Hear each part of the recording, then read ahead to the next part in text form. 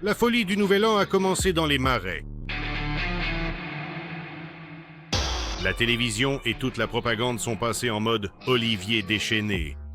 Les cerveaux des Russes sont assaillis de tous côtés par des feux bleus, des fêtes de rue effrayantes et des fonctionnaires à moitié ivres et déchaînés, avec des promesses d'une vie meilleure. Enfin, plus personne ne promet vraiment une vie meilleure aujourd'hui. Comme le veut la tradition, on raconte qu'en Occident décadent, c'est encore pire que chez eux. Et c'est une raison de se réjouir.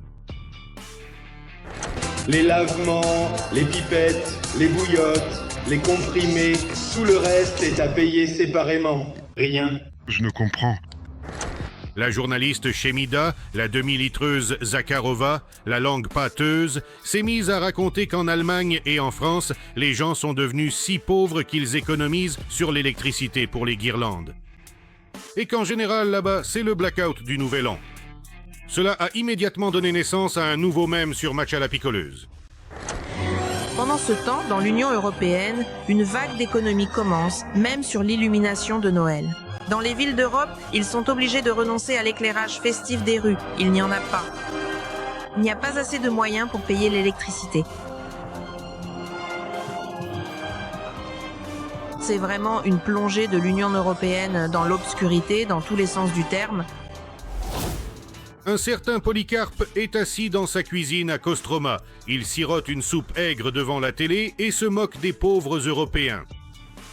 Puis, il prend un chauffe-d'eau, une bouteille d'eau, une petite boîte de pois et va se faire un jacuzzi dans une bassine.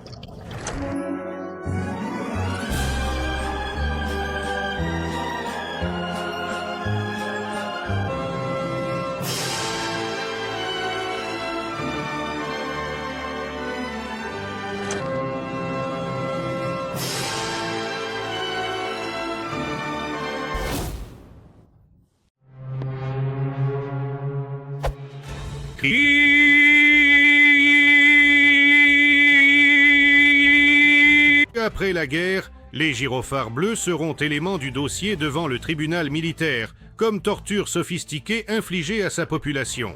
Tout d'abord, je voudrais féliciter le personnel qui accomplit actuellement des missions dans la zone de l'opération spéciale. Je leur souhaite de rentrer chez eux le plus vite possible, auprès de leurs familles, vivant en bonne santé et seulement avec la victoire. Région de Sverdlovsk, ville de Krasnotourinsk. Une petite ville de 43 000 habitants. L'un des 4, parmi les 5 cimetières, le nouveau cimetière vient juste d'ouvrir. Les voilà, ce ne sont que des drapeaux. Là-bas, il y a aussi des drapeaux. Certains drapeaux sont déjà enlevés. On peut observer la dégradation de la société russe à travers les petites lumières bleues. C'est comme une coupe sociale. Des sourires en plastique figé. Des visages toujours les mêmes, conservés. Un répertoire qui sent la moisissure et une image à couper le souffle qui produit le même effet sur le spectateur qu'un kilogramme de LSD. Contrats divers, produits financiers. Je souhaite à tous une bonne année et beaucoup de choux. Eh bien, avez-vous vu? Si.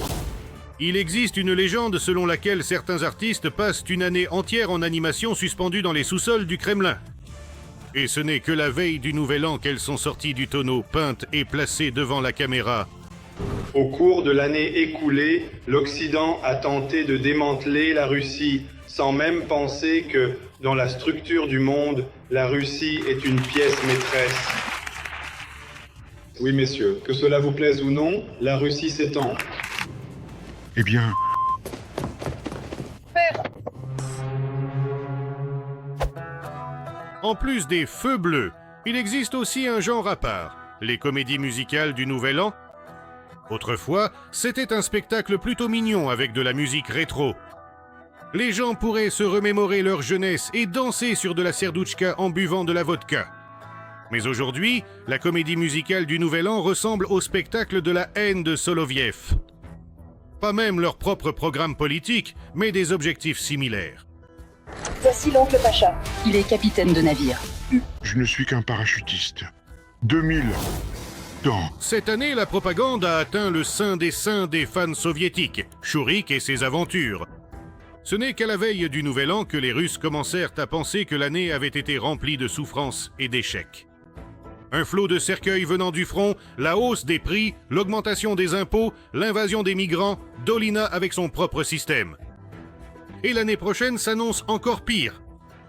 Et voilà que le Russe vient à peine de lever la main pour frapper la table et crier « Jusqu'à quand ?»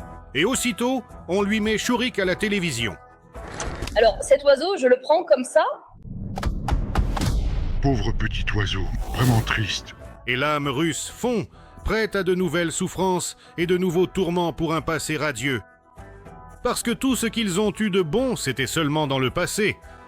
Et le présent et l'avenir, c'est un enfer absolu. Oui, franchement, pour tout dire, je ne crois plus personne et je n'attends plus rien.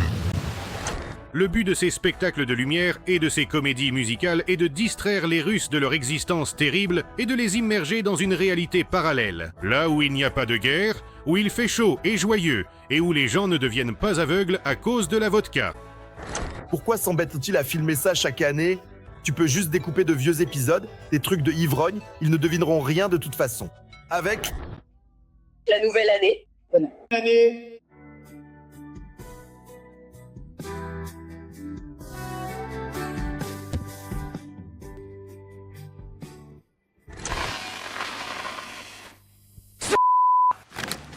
La télévision russe du Nouvel An est cruelle et impitoyable. Il suffit de penser à la traditionnelle ligne directe du Nouvel An avec Poutine, où une pâle erreur de la nature, pendant 17 heures, essaie de prouver aux Russes que tout va bien pour eux, et même mieux que l'année dernière. Tout va bien, tout est absolument sûr. Il n'y a aucune panique, non. 6 millions d'unités de degrés, 20 millions de bénévoles, 300 millions d'employés de la garde nationale russe, 650 milliards de drones, tout a été éteint. La séance de nouilles du Nouvel An cette année a été la plus désespérée. Le pays s'effondre avec fracas, sombrant dans les avis de décès, les conflits interethniques et la crise économique. Et le tsar raconte qu'il a presque vaincu l'OTAN et qu'il est aussi tombé amoureux. Vladimir Vladimirovitch, êtes-vous amoureux? Oui, absolument. C'est en effet la réponse à la toute dernière partie de votre question importante. Mais tu es un imbécile. Il n'y a aucun intérêt à commenter davantage la ligne directe. Chaque mot prononcé par Poutine était un mensonge. Ah ça oui, moi. Le but de tout ce spectacle est de réjouir le vieux chauve et, en bonus, de liquéfier encore un peu plus le cerveau. Hourra les patriotes! En principe, tous les objectifs ont été atteints. Qu'est-ce qui a changé? Je ne suis pas contre le fait qu'il y ait cette guerre, que ces salauds nous aient attaqués. Mon fils s'est engagé volontairement, il se bat déjà depuis 4 ans et j'en suis fier. Eh bien, en gros, on a tout, sauf l'argent. Comme d'habitude, il manque de l'argent. Sinon, ça va, tout est normal. On a de la nourriture, tout. Je suis satisfaite de Poutine. Je ne le cache pas, j'approuve notre politique et la politique. De notre gouvernement et de Poutine en particulier. J'en suis même fier. Toute cette folie du Nouvel An a atteint un tel niveau d'absurdité que certains commencent à craquer nerveusement. Dmitri Nagiev est désormais l'ennemi numéro 1 de la communauté Z parce qu'il a osé s'exprimer honnêtement à la fois sur la folie du Nouvel An et sur la guerre. Lors de la présentation du nouveau film Hulky, Nagiev a bien résumé son attitude envers le répertoire du Nouvel An. Bonsoir. À en juger par le fait que vous êtes venu voir Hulky 12, le contenu étranger dans nos cinémas, c'est vraiment la cata. Après avoir joué une fois dans Hulky, tu signes un pacte avec le diable? Je remercie ma cupidité, sinon aujourd'hui vous n'auriez personne à admirer. Je remercie le complexe de production de m'avoir donné l'occasion de gagner de l'argent pour mes médicaments. Je t'assure, je ne comprends pas du tout qui sont ces gens collés à côté de moi sur l'affiche. Hier, on m'a envoyé scénario d'Andrei Nikolaevitch Pershin, Hulky 13. Comme disait mon grand-père, les vrais héros n'attendent pas la lubrification. Alors, on va travailler. Je vous souhaite une bonne année à venir, je vous souhaite un ciel paisible, profitez-en. Ensuite, Dmitri a donné une interview après laquelle tous les guirlandes des ethniques ont brûlé et les cierges magiques ont fondu. Il a osé insinuer que tout le monde en avait assez de la guerre et qu'il fallait y mettre fin. Que se passe-t-il avec votre personnage dans la partie 12? Je ne comprends pas. On verra bien, je ne le suis pas. Peu. Quel est le secret de sa popularité? Pourquoi y a-t-il des gens dans le régiment? En valent-ils vraiment la peine, ces efforts considérables, et la lumière éclatante, celle qui nous guide? Volonté. La popularité va croître, car il y a tellement de films sur la guerre qu'il ne reste tout simplement plus de matière. Perdre la grisaille. Ici, quand il y a l'illusion d'une vie paisible et heureuse. Quelles ont été vos principales aventures cette année dans votre vie personnelle, pas seulement au travail? Qu'est-ce qui vous intéresse? Qu'est-ce qui vous a marqué au début? Tu me demandes, toi, en 4e année de guerre, quelles aventures se sont produites dans ma vie? Merci beaucoup. Merci.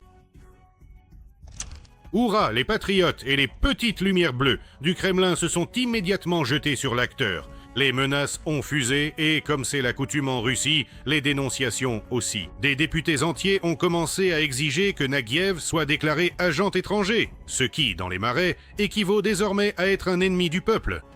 Les partisans de la guerre se sont jetés sur l'acteur Dmitri Naguiev.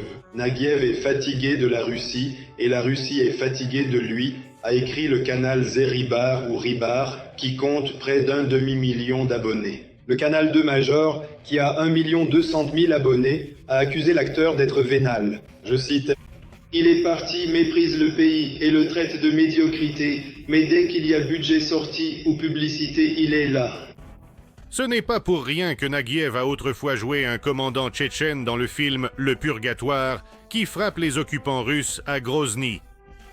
Le film a d'ailleurs été réalisé par un autre agent de l'étranger, Nevzorov. Tu es venu chez moi. C'est ma maison. C'est ici que je me bats. Les vrais urapatriotes et poutinistes. Bien sûr, ils ne regardent pas ce genre de film. Depuis 50 ans déjà, chaque nouvel an, ils regardent comment un homme va au bain et, par erreur, atterrit à Leningrad. L'ironie du sort ou profitez bien de votre bain est sans aucun doute le principal symbole de la folie du Nouvel An russe. C'est un objet sacré, un symbole de l'URSS, le film le plus aimé du peuple russe, car il est tout aussi beau avec 100 verres de vodka qu'avec 300. Même avec un œil qui dépasse d'une assiette de poisson en gelée. Ah! Quel dégoûtant. Quel absolument dégoûtant. Si vous êtes votre étoile de mer. Mais nous avons une mauvaise nouvelle pour les plus fervents défenseurs de la cause. Juste sous le sapin de Noël. Il s'avère que l'ironie du sort est un plagiat éhonté d'un film américain, La Garçonnière. Sorti en 1960, vous n'allez pas le croire, mais dans ce film de l'OTAN, La Garçonnière, l'action se déroule pendant les fêtes du Nouvel An. Un modeste travailleur américain, Bud, rentre un soir de réveillon de Noël et découvre une jeune femme, Fran, inconsciente sur son lit, dans son appartement. Tout le reste de l'intrigue du film tourne autour de cet appartement. Bud tombe amoureux de Fran, mais Fran a déjà un petit ami.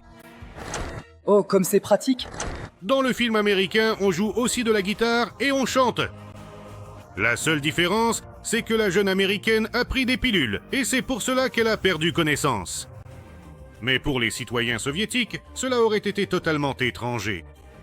C'est pourquoi le personnage principal a été plongé, de façon très orthodoxe, dans un coma éthylique, pour que tout soit chaleureux et familial. Attendons de voir quand Ryazanov sera déclaré agent de l'étranger. Et avec lui, Hippolyte aussi, pour avoir promu cette détestable culture occidentale auprès des masses russes vertueuses.